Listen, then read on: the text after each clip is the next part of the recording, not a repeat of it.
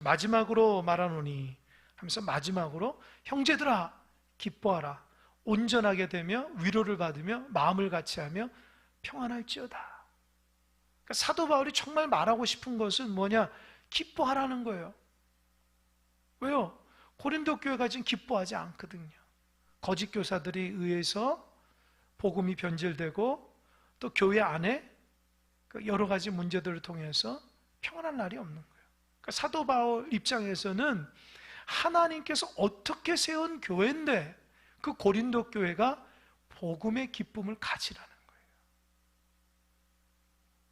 여러분, 신앙생활은 기쁨이에요. 그러니까 신앙의 최고 정점이 뭘까요? 정점이.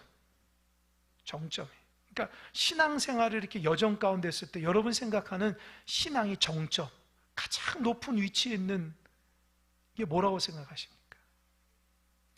그게 뭐냐? 감사하고 기쁨이에요. 신앙생활 잘하는 사람의 특징이 뭐냐? 최고로 잘하는 사람의 특징은 뭐냐? 감사가 그 입에서 나오고 기쁨이 그 얼굴과 삶에서 드러나요. 이게 신앙의 최고 정점이에요. 사도 바울은 고린도 교회에게 신앙의 최고의 정점인 감사하며 기뻐하며 살라는 거예요. 왜요?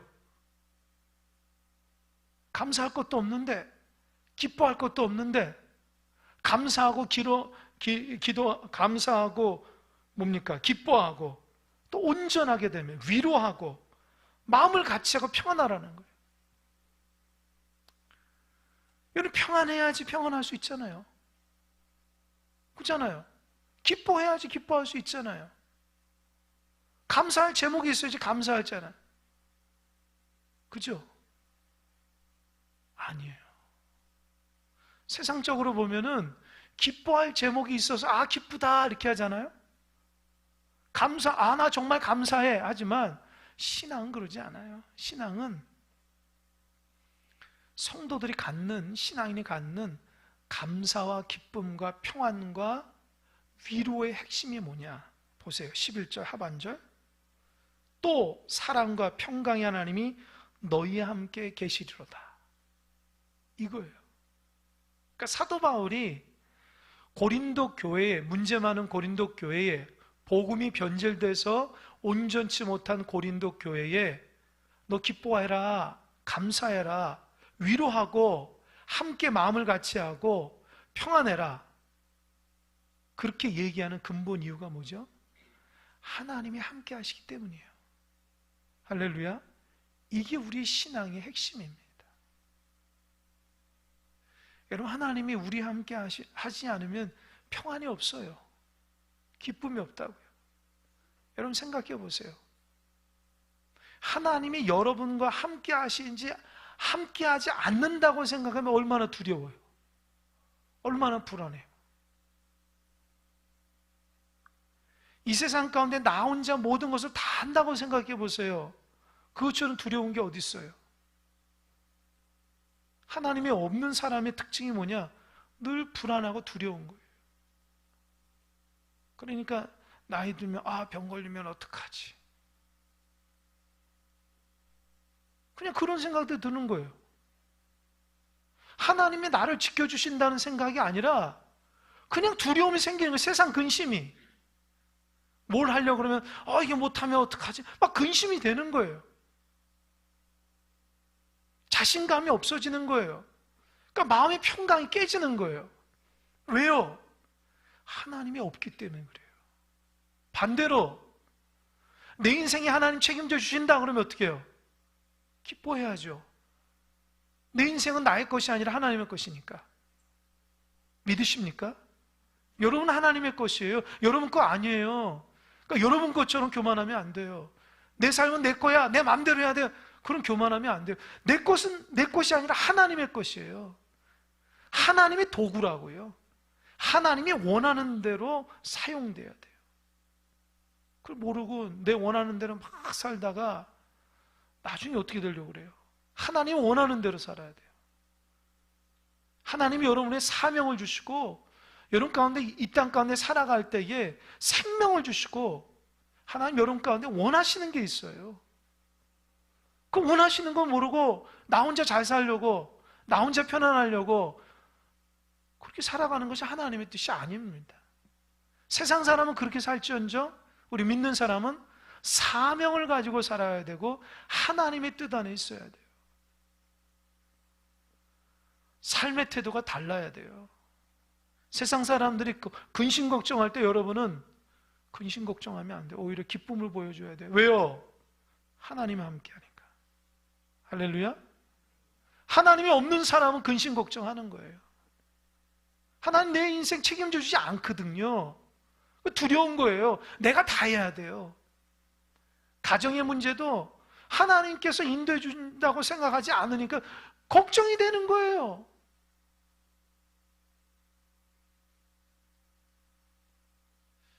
걱정하지 마십시오. 하나님이 우리와 함께 계십니다. 할렐루야. 문제 많은 고린도 교회에 사도 바울에게 평안해라, 기뻐해라. 왜요? 하나님이 너희와 함께 하신다. 여러분, 하나님이 우리와 함께 하십니다. 안 보이세요? 하나님이 안 보이세요? 사람만 보여요? 건물만 보여요? 그럼 왜 신앙생활 하세요? 하나님이 안 보이는데. 하나님이 안 보이는데 어떻게 신앙생활 할 수 있어요? 어떻게 기도할 수 있어요? 어떻게 예배할 수 있어요? 보이지 않는 하나님이 있다고 믿고 신뢰하고 그분이 나의 인생을 주관하신다 믿기에 오늘도 주의 성전에서 예배하는 줄 믿으시기 바랍니다. 여러분이 오고 싶어서 온 게 아니에요. 하나님 불러주신 거예요. 너는 내 딸이야, 내 아들이야. 내가 너와 함께 있어. 걱정하지 말라, 두려워하지 말라. 사도 바울의 이 격려의 말씀이 얼마나 위로가 됩니까? 해결되지 않을 것 같은 고린도 교회가 하나님이 함께하기 때문에 평안하라는 거예요. 그리고 11절 하반절에 보면 거룩하게 입맞춤으로 서로 문안하라. 여러분, 우리는 인사할 때 어떻게 하죠? 뭐 안녕하십니까, 뭐 고개를 숙인다든지 아니면 뭐 악수를 하잖아요. 그죠? 그 당시에 문안 인사는 뭐예요? 입맞춤이에요. 아시죠? 입맞춤이 뭐 그 입에다 하는 것이 아니라 볼에다 이렇게 살짝살짝 하는 거잖아요. 뭐 TV에서 보잖아요. 그게 뭐냐면은 당신과 함께 주님의 은혜를 나누는 거예요. 이 초대교회는. 그래서 초대교회 보면 사람들이 만나서 이렇게 인사하고 볼을 이렇게 맞대고 서로 축복하고 그렇게 하거든요. 여러분, 축복하는 근거가 뭐예요? 내 마음이 평안하기 때문에 상대방을 축복하는 거예요? 내가 좋아하는 사람을 축복하는 거예요? 아니에요. 하나님이 함께 하시는 공동체이기 때문에 축복하는 거예요. 그냥 입맞춤이 아니라 거룩한 입맞춤이에요. 우리 안에 하나님 계시기 때문에, 거룩하신 하나님이 함께 하기 때문에 서로 거룩한 입맞춤을 하는 거예요. 입맞춤을 통해서 뭐예요? 서로 축복하는 거예요. 당신과 나는 하나입니다. 그리스도 안에서 하나입니다. 우리 공동체는 하나입니다.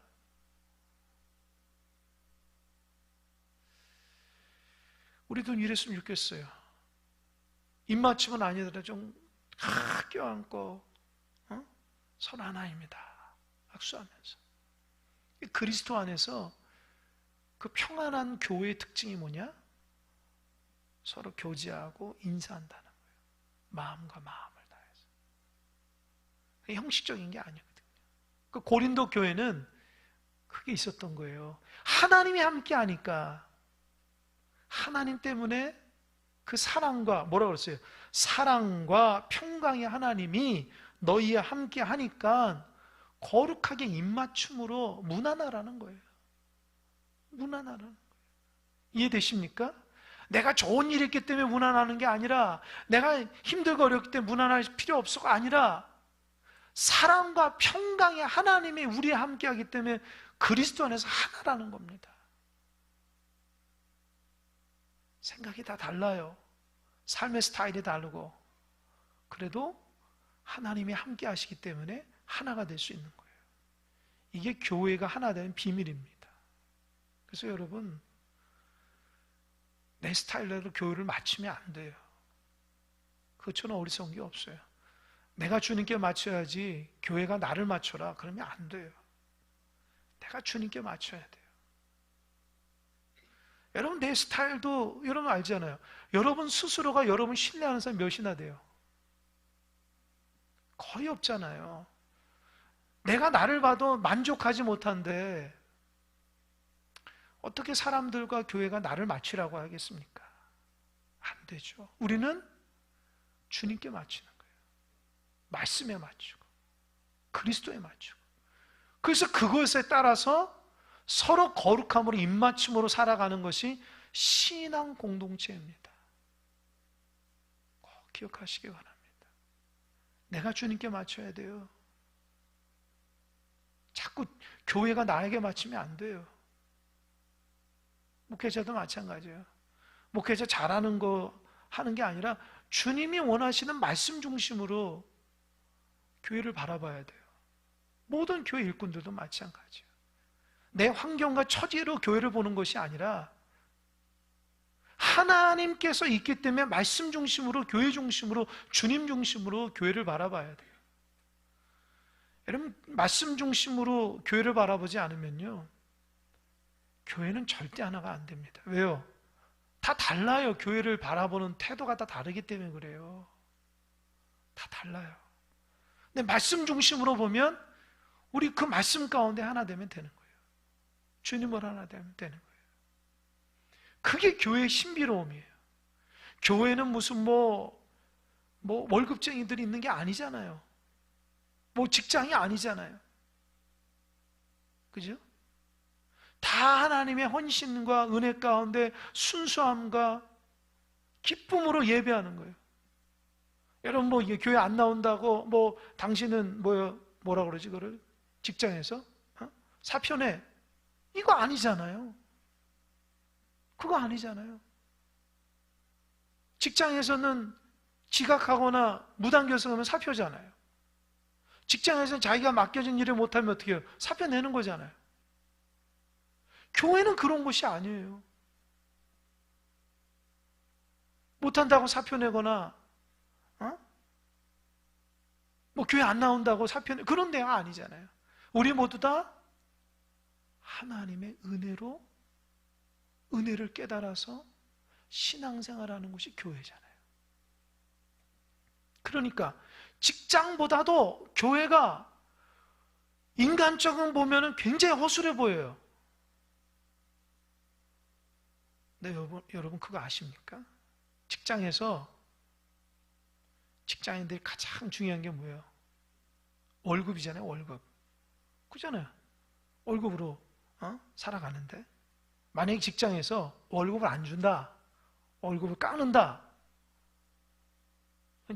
직장인들은 어떻게 하죠? 과감하게 아이고 됐어 이렇게 되어있잖아요. 무슨 말인지 알겠죠? 직장이 어려우면은 직장인 아이고 어떡하냐, 직장 어려워졌다, 큰일 났다, 다른 데 알아봐야겠다, 이렇게 되잖아요. 교회는 그런 것 아니에요. 교회는 그리스도가 하나가 되기 때문에 예수 그리스도의 보혈의 피로써 씻음받은 주의 백성들이 하나님의 은혜와 감격 가운데 예배드리는 자이기 때문에 스스로 주의 전에 와서 예배하고, 스스로 주의 전에서 기도하고, 스스로 맡겨진 사명을 감당하고 하나님의 은혜의 감격 가운데 살아가기 때문에 결속력은 직장하고 비교가 안 되는 거예요. 이해되십니까?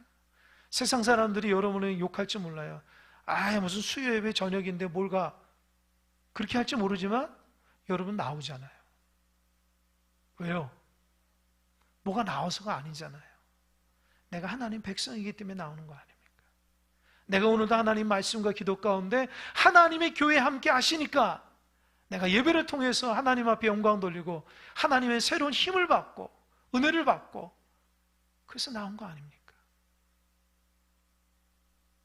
그래서 과거에 기독교를 핍박하는 사람들이 뭐라 그랬어요? 종교가 아편이라고 그런 거예요. 아편. 왜요? 그 예수가 그 안에 들어가면은 아무리 얘기를 해도 핍박과 고난을 줘도 예수에 죽어가니까. 여러분, 신앙이 그렇게 위대한 거예요. 여러분, 신앙이 잘 들어가시기 바랍니다. 예수님이 여러분에 딱 숨겨지면 세상 사람이 뭐라 해도 내 중심은 오직 하나님 앞에 있고, 내 신앙은 오직 예배 중심이며, 내 신앙은 오직 십자가에 달린 예수 그리스도의 보혈의 피만을 의지하는 신실한 사람이 됩니다. 그게 신앙인이에요. 그게 믿음의 사람입니다. 신앙은 자발적으로 하나님께 예배하고 기도하고 섬기는 거예요. 하라 그런다고 하겠습니까? 우리 마음속에 감격과 은혜가 있어야지 되는 거거든요. 그러니까 예수님이 내 삶에 깊이 들어와 있으면, 그 예수님 한 분으로 인해서 내 삶이 달라지기 때문에 하지 말라 해도 하는 게 우리의 신앙의 삶입니다. 여러분 안에 그런 주님이 깊이 있게 들어가시길 바랍니다. 여러분 인생이 달라졌으면 좋겠어요. 지금보다 더 깊이 주님 앞에. 그래서 정말 주님만 부르짖어 눈물이 나고 십자가를 바라보면서도 진짜 감사하고.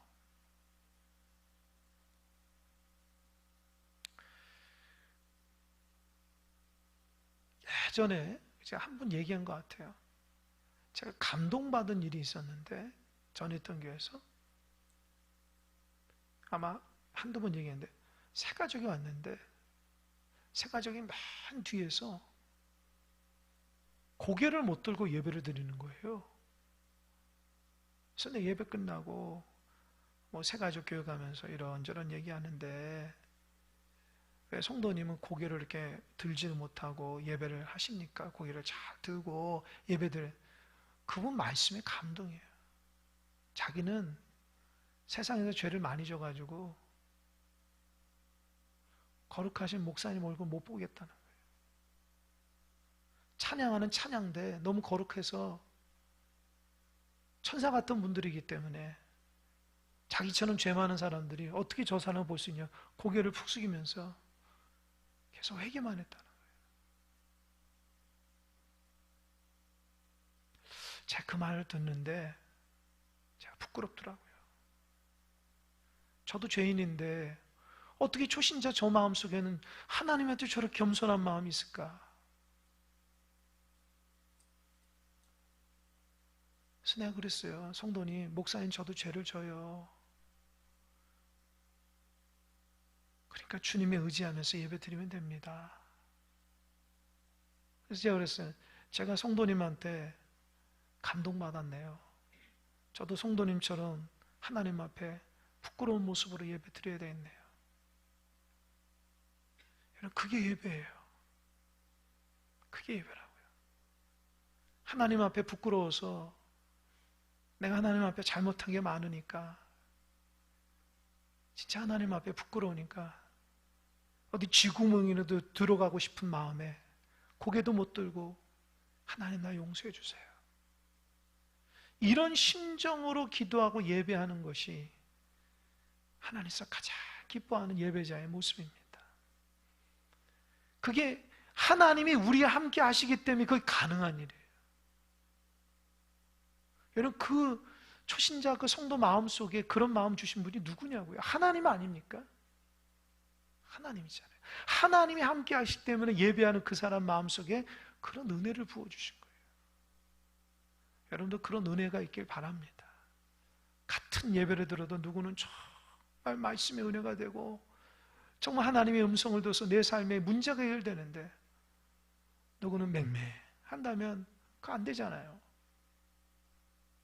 우리 삶 가운데 사도 바울이 11절에 얘기한 것처럼 하나님이 우리와 함께 하시니 서로 거룩한 입맞춤으로 무난하라, 그래서 기뻐하라 라고 하는 이 말씀이 저와 우리 교회의 말씀이길 소망합니다. 아멘. 그리고 12절 보니까 이렇게 얘기해요. 모든 성도가 너에게 무난하니라. 이 모든 성도가 뭐냐? 에베소 교회 사람들을 얘기하는 거예요. 사도 바울은 이제 에베소 교회 있잖아요. 그 왜 에베소 교회 성도들이 고린도 교인들에게 무난할까요? 생각해 보세요. 에베소 교회에서 사도 바울이 에베소 교회 교인들한테 고린도 교회를 위해서 기도해 달라는 거 아닙니까? 이해돼요? 사도 바울은 지금 에베소 교회를 섬기면서도 지나왔던 고린도 교회가 문제가 많으니까 온통 거기에 신경을 다 쓰는 거예요. 맞다 그러잖아요. 이한이가. 진짜 사도 바울은 어쩜 이렇게 하나님의 마음일까? 여러분, 사람마다 이렇게 신경이 있으면 머리 아프신 분들 있잖아요. 사람들은 다 이렇게 신경 쓰면 머리가 아프잖아요. 사도 바울은 참 그런 게 없는 것 같아요.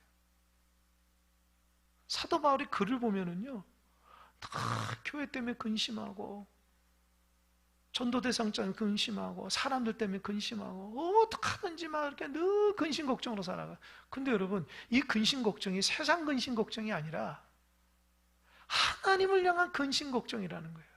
그래서 성경에 보면 하나님을 위한 근심은 축복이지만 세상을 향한 근심은 망한다고 그랬어요.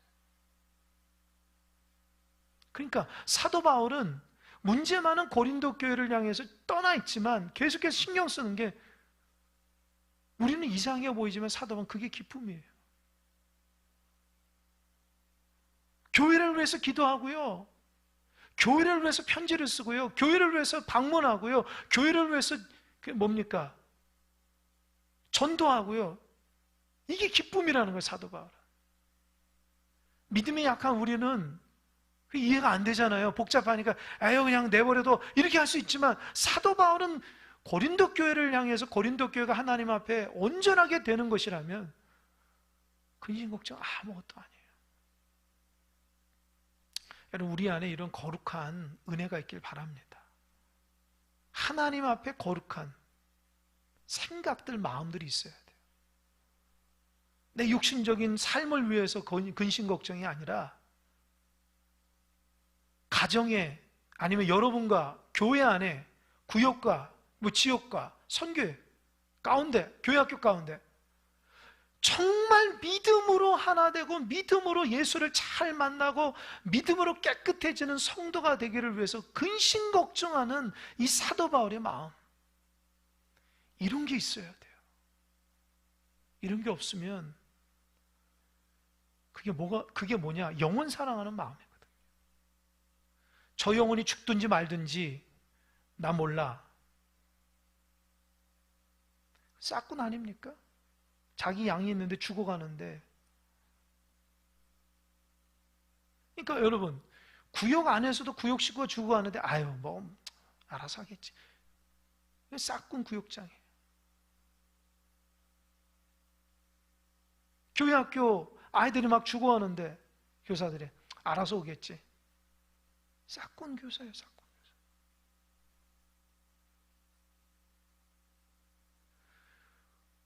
그 교사나 그 구역장이나 지역장이나 선교회장이나 저처럼 목회자들이 기도하지 않고 신앙생활 올바르지 못해서 방황하고 힘들고 어려워하고 인생의 근심 가운데 있는 사람들을 위해서 기도 안 해주면 그 사람에서 누가 기도해요? 그 사람 인생에서 그 사람을 위해서 기도해 줄 사람이 누가 있어요? 우리가 아니면.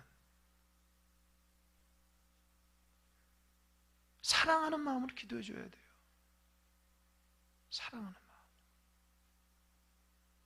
신앙은 다 하나님과 자기 개인이니까 어떻게 되든지 말든지 알아서 그렇게 했어요? 아니죠. 이 사도 바울이 보세요, 지금. 고린도 교회가 문제 있으니까 에베소 교인들한테 고린도 교회 이런 문제가 있어, 기도해줘. 기도하니까 에베소 교인들이 고린도 교회 성도들에서 늘 기도하니까 뭐라고 했어요? 에베소 교인들이 당신 고린도 교인들을 위해서 늘 기도하니까, 격려하니까 잊지 말어. 당신들에서 기도하는 에베소 교인들이 있어. 이 말이에요.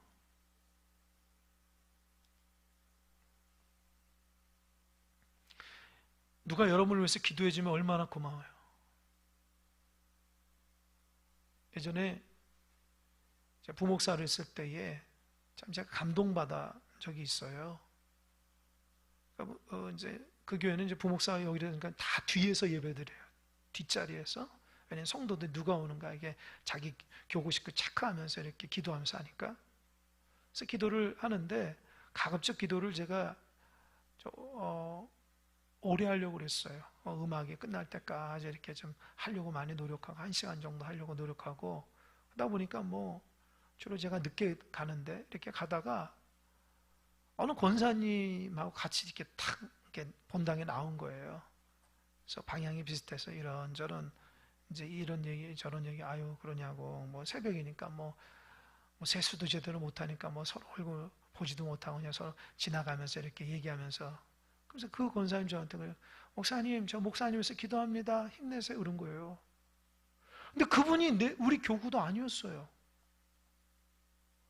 얼마나 위로가 되는지. 나를 위해서 기도해 준다는 거예요. 그 새벽에 기도하고 나오는데 그날따라 얼마나 기쁜지 몰라요. 나를 잘 모르는 사람이 나를 위해서 기도해 준다는 거예요. 기쁘더라고요. 여러분, 누가 여러분을 위해서 기도해 주면 얼마나 고마워요. 기쁘잖아요. 정말 지혜로운 성도는 사람들에게 나 위해서 기도해줘. 나 위해서 기도해. 이렇게 부탁하는 사람이에요. 그 영적으로 진짜 지혜로운 사람이에요. 내 문제는 내가 알아서 할게. 그것처럼 어리석은 성도가 없어요. 기도 부탁해야 돼요. 성도들은 자기 힘으로 안 되면 목회자한테 부탁하고 또 성도는 자기들끼리 하고 또 목회자는 여러분 위해서 여러분들에게 기도 제목을 내고 서로 기도해 줘야지 기도 시너지 효과가 있거든요. 제가 12절에 했는데 감동이에요. 에베소 교회인들이 고린도 교회를 위해서 기도하는 거예요. 기도에 막 미사일을 쏘는 거예요. 고린도 교회에 문제가 있을 때에 막 기도에 미사일을 쏘가지고 사탄마귀를 물리쳐 주는 거예요. 사도 바울이 이 말이 얼마나 영적인 말입니까? 너희들 반드시 회복될 거야. 왜요? 에베소 교인들이 저 많은 에베소 교인들이 기도에 미사일을 쏘고 있어. 고린도 교인이 얼마나 힘이 될까요? 야, 우리는 기도 못하는데 저 사람들 위해서 기도해 준대. 얼마나 힘이 될까요? 이게 참 은혜예요. 은혜입니다. 저는 거짓말이 아니고 여러분을 위해서 새벽마다 날마다 기도합니다. 1구역부터 쭉 기도합니다. 교회 학교까지. 힘내시기 바랍니다. 제 기도가 비록 부족하지만 새벽마다 강대상에서 하나님 앞에 여러분의 이름을 불러가며 기도한다는 건 위로받으시기 바랍니다. 여러분 절대 혼자가 아니에요. 목회자가 여러분을 기도하고 뭐 지역장님, 장로님들이 기도하시겠죠. 구역장님들이 기도하시겠죠. 벌써 몇 분이에요? 기도한다고요. 힘내시기 바랍니다. 하나님께서 기도의 역사가 반드시 드러낼 것입니다. 마지막으로 13절 한번 읽어볼까요? 시작. 주 예수 그리스도의 은혜와 하나님의 사랑과 성령의 교통하심이 너희 무리와 함께 있을지어다. 아멘. 이게 뭐냐? 축도예요. 제가 매주마다 아니면 예배 때마다 두 손 들어서 하잖아요. 지금은 이렇게 축도하는 게 익숙하잖아요. 처음에 제가 30대 초반에 안수받고 하는데 얼마나 어색한지. 그래서 내 집에서 연습했어요. 손을 어느 정도 올려야 되나? 이렇게 올려야 되나? 이렇게 올려야 되나? 이렇게 올려야 되나? 막 내 나름대로 막 고민도 하고요. 그런데 그 축도가 지금은 다 익숙해서 외우는데 처음에 익숙하지가 않아요. 그러니까 처음에 이렇게 성경책 이렇게 하나 이렇게 글씨를 써가지고 크게 해가지고 이렇게 돼가지고 축도할 때마다 이렇게 탁 본 거예요. 그때는 뭐 청년들 지도하고 막 그럴 때니까 축도할 때마다 탁 해가지고 실수하지 않게끔. 그러니까 그런데 이제는 아니고 다는 막 요즘은 이러면 안 되잖아. 있잖아. 그러면서 이 세 가지. 그러니까 사도 바울이 고린도 교회의 축복 기도가 세 가지라고요. 첫 번째 그리스도의 사랑, 그리스도의 은혜. 두 번째 하나님의 사랑, 세 번째 성령의 교통. 그래서 여러분 잘 들으셔요. 예배는 축도가 끝나야 되는 거예요. 축도가 안 끝나고 막 가시면 있어요. 그 축복 못 받는 거예요. 목회자가 축도까지 다 해가지고 완전히 성도들을 향해서 영적인 축복을 다 한 다음에 아멘, 감사합니다, 오늘 받은 말씀 감사합니다 하면서 전주가 쫙 나가고 목회자가 탁 나올 때 악수하면서 힘내십시오, 힘내십시오. 그래야지 예배가 아름답게 탁 마무리돼. 어떤 분은 막 축도하자마자 달려나가요. 무슨 죄를 졌는지 막 달려나가요. 왜 그런지 모르겠어요.